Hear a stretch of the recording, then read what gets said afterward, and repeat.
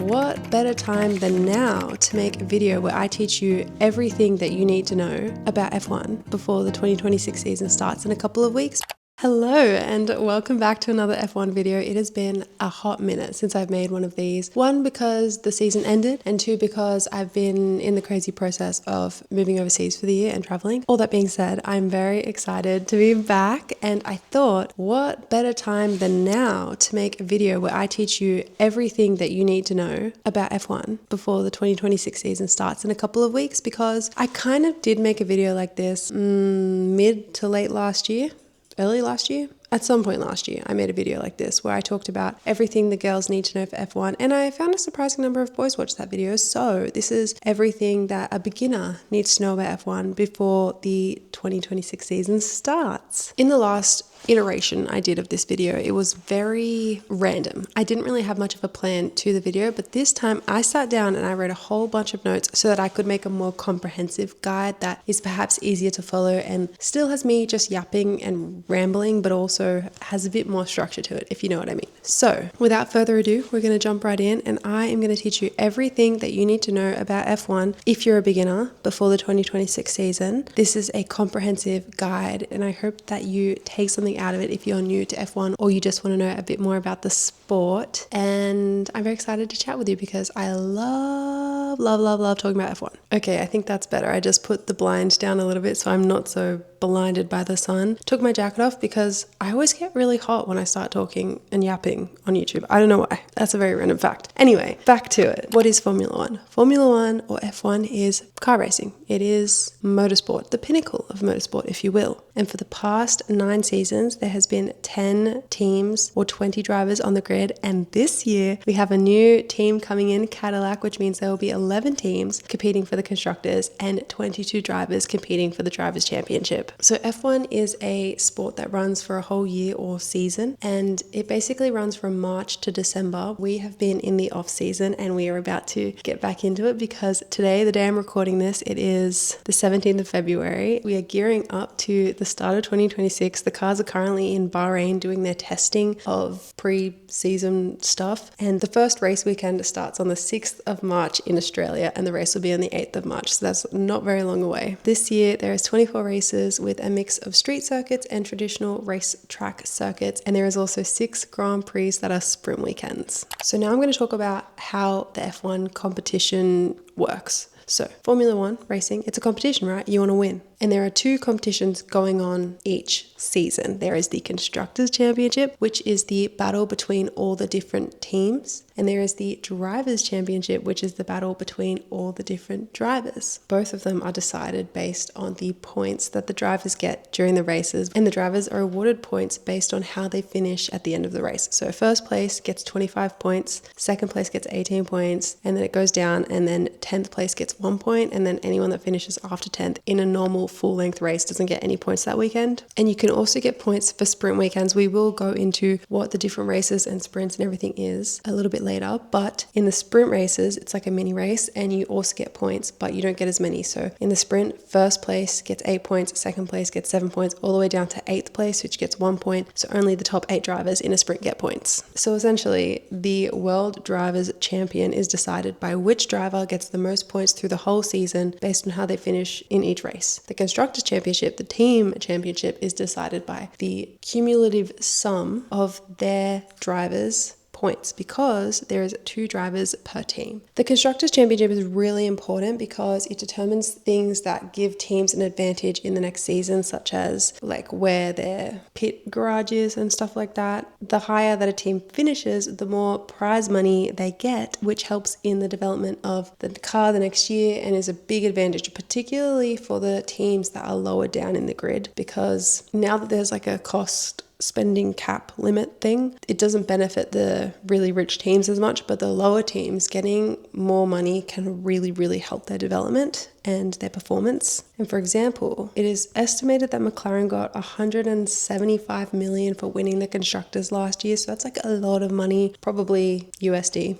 didn't look into it, but presumably American dollars. So that is a lot of money. So you can see like the sport is very wealthy, and where the teams finish is so important. The winner of the Drivers' Championship does not have to be from the team that won the Constructors' Championship. Last year it was the same. So Lando won the Drivers' Championship and he was from McLaren or driving for McLaren, and McLaren won the Constructors. But the year before, McLaren won the Constructors' Championship and Max won the Drivers' Championship. So they don't always line up, if you get me. The Constructors' Championship is cool, but we really care about the Drivers' Championship. That is where most of the drama happens. That is what most people are really invested in. And something that's interesting about F1 is that drivers don't get money for winning. Do you know what I mean? Like they don't get like prize money for winning, but you know, if they win, they can negotiate better contracts and get better sponsorships. And they also can negotiate in their contract to get a portion of the team's money, I think. But essentially winning is about the clout. It's about the being a champion, you know, going in the Hall of Fame. So yeah, they're already rich. They're not doing it to win extra money because their money comes from their contracts. So that's pretty much everything about the competition aspect and how F1 is structured. But now we're going to move on to drivers and teams and everything you need to know about that. So as I said at the beginning, there is 11 teams this year, which is very exciting. And that means that there is 22 drivers because each team has 2 drivers. Usually it's a driver number 1 and a driver number 2, and they kind of have a ranking within the team, and the driver 2 will sometimes support driver 1. However, sometimes they are more competitors than teammates within their own team, and it can make it very complicated, which is where most of the excitement came from last season. Having Oscar and Lando battle it out for the Drivers' Championship, both being from McLaren, created a lot of drama, a lot of interest. It was very fun to watch. So, you know, it is such a spicy sport because drivers are teammates, but they're also competing, and that is one of my favorite things about F1. So I'm going to give you a quick little rundown of the drivers and teams we have for this season. So first off, McLaren, they won the Constructors last year, and they have Lando Norris, who won the Drivers' Championship last year,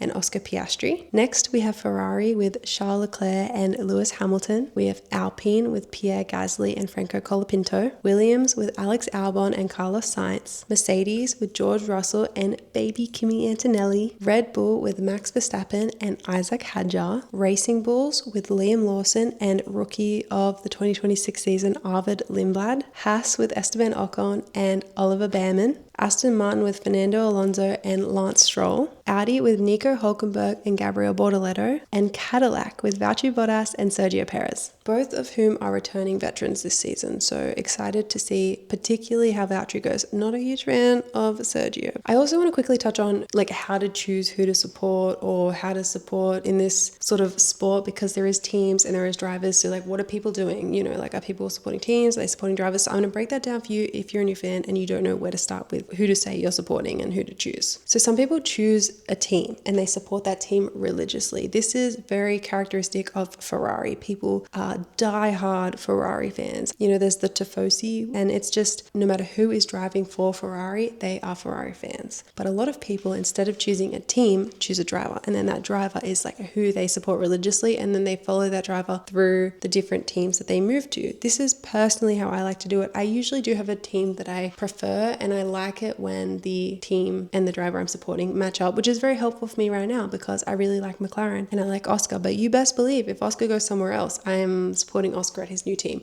This can get expensive when your driver jumps around a lot. I know this firsthand following Daniel Ricciardo to Renault. I still have a Renault shirt in my wardrobe. Also, a lot of people have multiple drivers they like or drivers in different teams, and it's actually really not sacrilegious to wear different merch on a race weekend and support a few different people. You very commonly see someone in a McLaren shirt with a Red Bull hat. Like it's not like other sports in that respect, I don't think. Some people may disagree with me, but I think it's very inclusive of being a fan of multiple drivers and multiple teams. Now that we've touched on drivers and teams, we are going to go into how the weekends work and how the actual event goes and all that kind of stuff. So an F1 weekend is called a Grand Prix. And when I first started following F1, I was so confused. I was like, is it called the F1? Is it called the Grand Prix? I was very, very confused. So I'm just going to break it down for you. You may already know this, but Grand Prix just means great prize or like good prize or grand prize or something like that in French. And it's just what they called the first motorsport event in France, where they awarded heaps of money as a prize. So it was like the first major international motorsport event. So then that kind of became the name for big motorsport events. So then that's why F1 has adopted it, and now each race is called a Grand Prix. So, you know, the F1, we have the Australian F1 race coming up, which is called the Australian Grand Prix. So there you go. A Grand Prix spans 3 days, so a weekend, so Friday, Saturday, Sunday, and the event covers all those days. Sometimes a Thursday is included. In Australia, we have a Thursday as part of our weekend, but that has other motorsport events and not the F1. The F1 events are Friday, Saturday, Sunday, and they include practice, qualifying, and the race. And in 2021, they introduced the sprint and sprint qualifying to make things more interesting. So now some weekends have a sprint and a sprint qualifying as well, and some races don't. On a regular normal weekend, we start with 3 practice sessions called free practice sessions. So FP1, FP2, FP3, they're each an hour long, and it's basically so the cars can just go out and test tire setups and how they're feeling and degradation and all that stuff, and gather data for the weekend so that they could be more prepared. It's quite boring. Sometimes, you know, I'll watch the highlights or hear the highlights from practice, but I'm not super into it. But if I'm at a Grand Prix weekend, I will watch practice, and it's very interesting. But that's just because you're there. But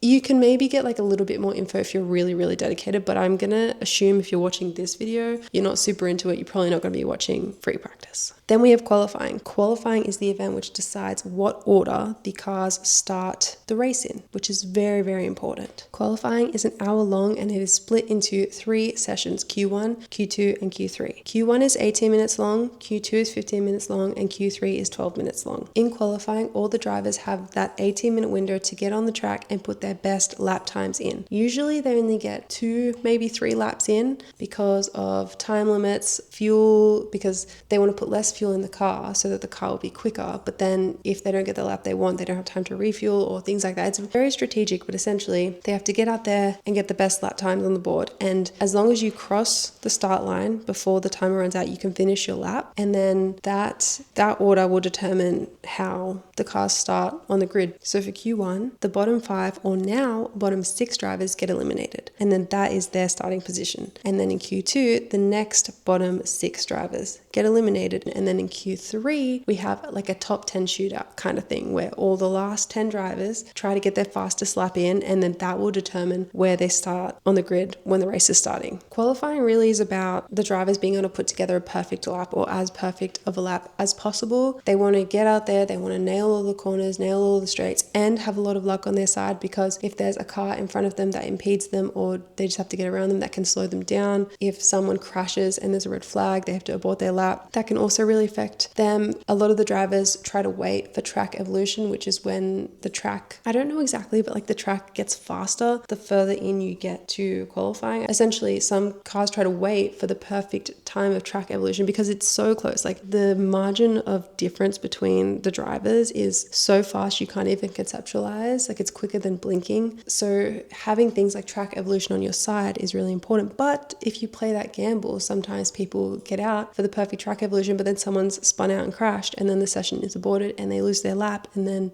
so it's like a mix of putting everything together when it counts and having luck on your side. Qualifying and your position for the starting grid is very important because it really determines, or at least last season, it really determined how people finished and how, I think it was some kind of crazy statistic, like 70% of the pole positions converted into race wins. So it was kind of less interesting in that respect last season, but it can really impact, especially on street circuits, for example, where you can't easily overtake. It's very important to get, like sometimes the race is won in qualifying. And last year, for example, with Oscar and Lando battling for the championship, a lot of their strategy decisions were benefited if they were first because they kind of got priority in the team, or they were supposed to generally. There's a lot that happened last season and we're not going to get into it now, but it was a bit controversial. So if you want to know a bit more about what I think about that, you can watch my last videos on last season, but qualifying is very important. So after we have set our qualifying positions, we have the race, right? Woo, that's the exciting part. The races are usually an hour and a half to 2 hours long with a maximum 3-hour window, I believe, where they have to get the race finished. The amount of laps in each race depends on how long the lap is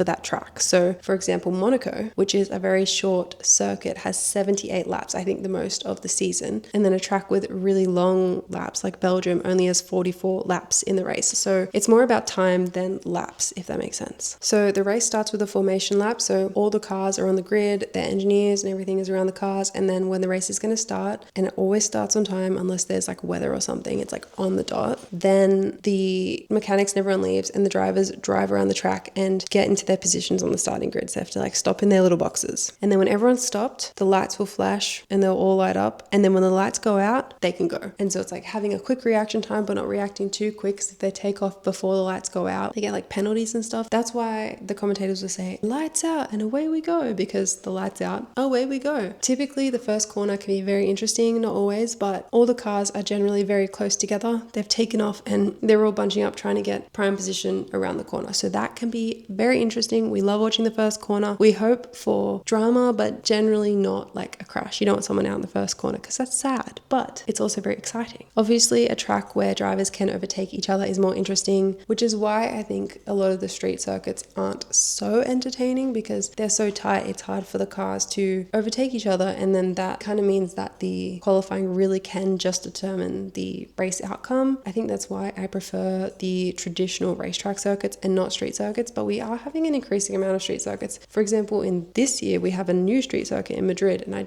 don't know. I'm not like a huge fan of street circuits, but it is what it is, I guess. I don't make the rules. Also, pit stops aren't mandatory, but in every race, the drivers need to run at least 2 different tire compounds, which means a pit stop is mandatory because they need to stop to change the tires from like soft to medium or medium to hard or whatever. Generally, they run like a soft and medium or a medium and a hard, because like depending on tire degradation, if it's a track that really wears down the tires, they'll usually have a medium and they'll have a hard. And a track that has less degradation, they'll opt more for like the soft for extra speed and a medium. But this is something that makes F1 very interesting. One, because pit stops can be crucial in the race, because if the cars are within half a second or less of each other, if you have a pit stop that's a few extra seconds too long, even just 1 second too long because you couldn't get a wheel off well, then it can really impact the race. And that's where the engineers and the mechanics are really part of the race. And it is very interesting also, they have one pit garage for 2 cars. So if the cars are right behind each other on the racetrack, they can't pit at the same time because they'll double stack and they don't have time, and then that will disadvantage the car behind. So it's very strategic and interesting. And also sometimes there's carnage in the pit stops because they're just people and they're trying to do it as fast as possible. So like sometimes there'll be like a wheel flying somewhere, or it can be like quite dangerous, to be honest. So it is something that is quite interesting to watch, but they are professionals. They really have it honed. But I do love the pit stop aspect of everything. But also with tire strategies, sometimes the tire strategy will be very, very obvious and there'll be no room for variation. But sometimes, you know, if drivers can get a big enough offset with a fresh set of tires and get enough of an advantage out of them, they will pit again and they'll have an extra pit stop to everyone, and then you have to see whether that gamble pays off. Or sometimes drivers choose a different strategy to everyone else to have an advantage because they're starting lower in the grid. So it is something that's very interesting, and I think the only way to really start getting your head around the tire strategy and the pit stops is just to listen to the broadcast, particularly when they ask Bernie Collins about it. She is the best and she knows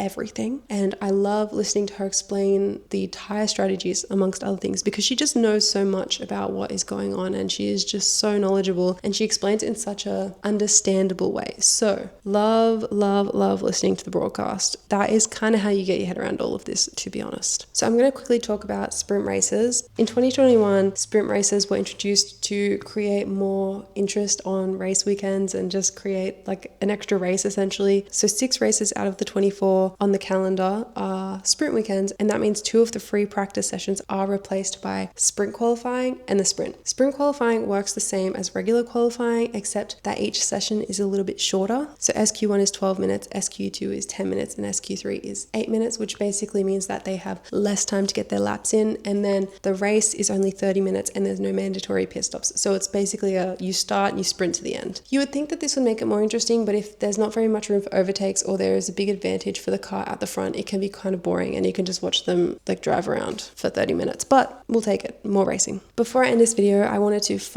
lastly talk about what makes F1 special and different and interesting and why I really love it. So first of all, it's an elite sport. There's only 22 people in the whole world that get to be F1 drivers. Like, it doesn't really get more elite than that. And it's such an international sport that you have drivers from all over the world competing. And I just find it so special and so interesting how elite it is. And what comes with the eliteness of the sport comes the girlfriends and wives of the drivers. And these women are amazing in their own right. Lily, Alex Albon's fiance now, she is a professional golfer. We have a lot of models and actresses, and we also have Oscar Piastri's girlfriend, Lily, as well. She is an engineer and she wants to be an engineer for F1. I don't know if she is an engineer for F1 or if she's still going to do that, but that's what she studied at university. Charles Leclerc's fiance, Alexandra Saint-Melu, I don't know if that's how you say it, but she, Alex, is such a girl's girl and has a full link in her Instagram bio, or at least she did, which had a link to all of her outfits that she wears. And I just think that's such a girl's girl thing to do. I also love F1 because the personalities of the drivers comes out so much. And I've spoken about this before, but the emotions of the drivers and the emotional regulation of the drivers really affects their racing performance. So this is so clear in Max, who when he gets angry, gets very feisty, puts his elbows out and has caused trouble and drama in the past. Or Yuki Tsunoda, he's not racing this year. Last year he was with Red Bull. Notoriously an angry man screaming at his engineers over the team radio, and it's just so entertaining to hear. Or, you know, drivers are like, don't talk to me, or like the drama between like the team radio is where all the juice is. Lewis Hamilton is having so much trouble with his Ferrari team over the radio, and same with Charles Leclerc. There's some funny radio messages that come out like, why is there water all in my seat? And then the Ferrari was like, it must be the water. And that was just like an iconic meme. And then there's Oscar, who is notorious for just saying thanks. Typically very well managed emotions. Sometimes he comes out with a very like sassy Australian kind of quip, which I love. But yeah, it's just so fun to follow the drivers and their personalities. And then also, like, for example, last season, Kimi Antonelli was finishing high school as he is racing for Mercedes in the Formula One. So he was going to races and then flying back to do exams. He brought his teachers and classmates to his home race in Italy. And I just think it's so funny because it's just like, what do you mean you're a professional Formula One driver, but you're still going back to do your school exams? I also think another thing that makes F1 so special is that it's not just about the drivers and how fast they can drive. The teams actually make their own cars. So it's a big like team sport, with the engineering being a huge aspect of how well the cars and the teams go. So that means that the drivers are racing in different cars. So you could have the best driver in the world in a car that's not that good, and then that driver won't win. So I find that so interesting, and I really like to know how the engineering and the